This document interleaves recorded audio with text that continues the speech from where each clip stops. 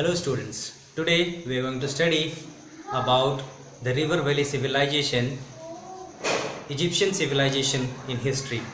We are going to discuss about the origins of the Egyptian civilization, main features of the Egyptian civilizations and declines of the Egyptian civilizations. Okay, this is the first part of the Egyptian civilizations and we are going to discuss some of the points from the topic. And after that, in the second part, I am going to discuss the later part of the Egyptian civilization. So, shall we start? The Egyptian civilizations is one of the earliest known civilizations of the world. Okay, we should know it. The Egyptian civilizations is one of the most or the earliest known civilizations of the world. It was one of the fourth cradles of the civilization. It is estimated that it flourished during the time period of about 3100 BCE and 1000 BCE.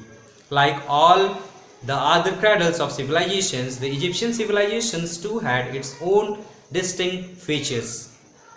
Prior of the rise of its first civilizations, ancient Egypt was divided into two separate kingdoms, comprising the Upper Egypt and the Lower Egypt. So here we can say in the simple way that Egypt is been divided in Upper Egypt and in Lower Egypt. In those times, the Nile Valley regions formed the Upper Egypt while the Nile Delta regions formed the Lower Egypt. Several small cities or the states were ruled by the different rulers. The unifications of the upper and the lower regions of the Egypt is around 3000 BC, led to the beginnings of the Egyptian civilization.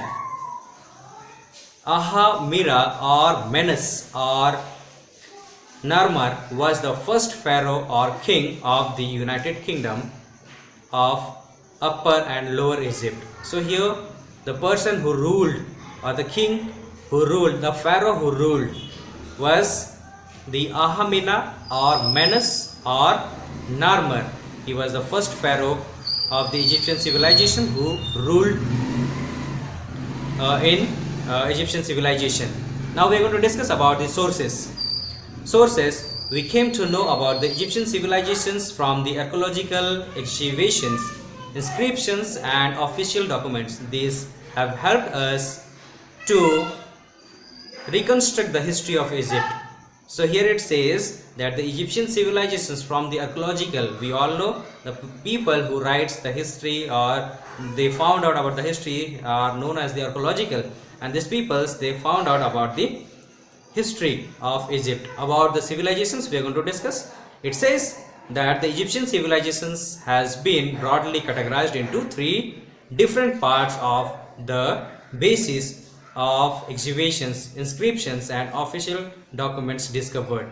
These parts were known as the Old Kingdom or the Early Bronze Age, Middle Kingdom or the Middle Bronze Age, the New Kingdom or the Later Bronze Age. The Old Kingdom flourished between 3000 BCE and 2000 BC. The Middle Kingdom between 2000 BCE and 1700 BCE, and the New Kingdom between 1600 BCE and 1100 BCE. Egypt was invaded and ruled by a century from 1700 BCE to 1600 BCE by the Hyksos tribes. Inspiral age of Pharaoh Ramses II marked the height of the Egyptian glory. So he was the king who made the Egyptians took the Egyptians in a higher place. Egyptians called the kings as pharaohs. So the Egyptian peoples, they kill or they call the kings as pharaohs. Now we are going to discuss about the period.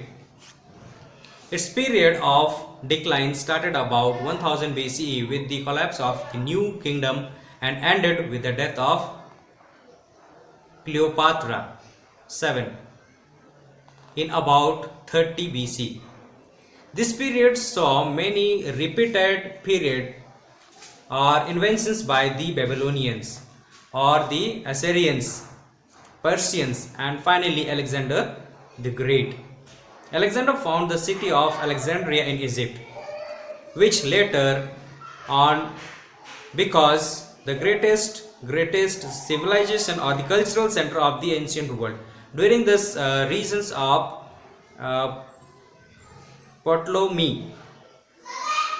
Ptolemy was one of the most trusted generals of Alexander. He founded the last dynasty of Egypt. Cleopatra was the last pharaoh of Egypt. She was one of the 7 queens of ancient Egypt. She became famous because of her beauty. This queen Cleopatra, she was very beautiful, she was very innocent, and she was very wise. And because of this, she ruled, and she was the last queen of the ancient Egypt. And it says that she became famous because of her beauty, intelligence, knowledge, and she knew 9 languages. Now we are going to discuss about the Egypt blessed by nature.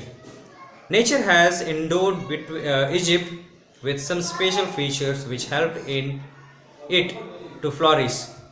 It is surrounded by natural barriers as all sides. The Mediterranean Sea in the north while the Red Sea in the east. In its south and east, most of the land is covered by desert. We all know the Egypt has been covered with land full of deserts. All these things acted as normal barriers and protected Egypt from the foreign invaders. Egypt enjoyed a modern climate due to its locations near the sea. Its location is very good and beautiful, and when it rains, it doesn't gets too much heat. And it says here that it neither receives heavy rainfall nor does it face extreme weather conditions like very hot in summer and very cold in winter. So till now we have discussed about the Egyptian civilizations, the period, and the Egyptian blessed by nature. So here we see that the Egyptian which is been blessed by the climate which is not very hot in summer and not very cold in winter. So it has been blessed with a beautiful climate. So we are going to discuss the next topics in the next part of the video. Okay, thank you.